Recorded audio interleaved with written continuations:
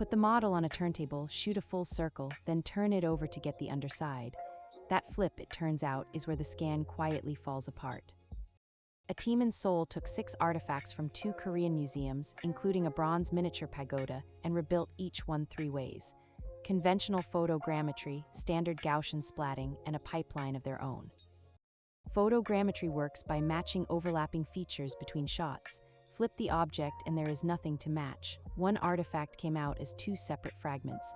The pagoda was aligned against the floor and rendered upside down. So they swapped the geometry for learned models. One infers 3D structure straight from a pair of images, another cuts the object from its background, a third paints back detail for views the camera never got. It aligned image pairs with almost no overlap at all, exactly where the traditional methods fail outright. On every artifact, it scored higher than both the photogrammetry software and standard splatting. And then the wall, past 100 images, the model ran out of memory and could not finish the job. Taking more photographs, the move that has always rescued a struggling scan, is what breaks this one. Read the metric carefully though. Better here means closer to the reference photographs. There is no millimeter check on the geometry, so this is evidence about how it looks, not whether it prints to size.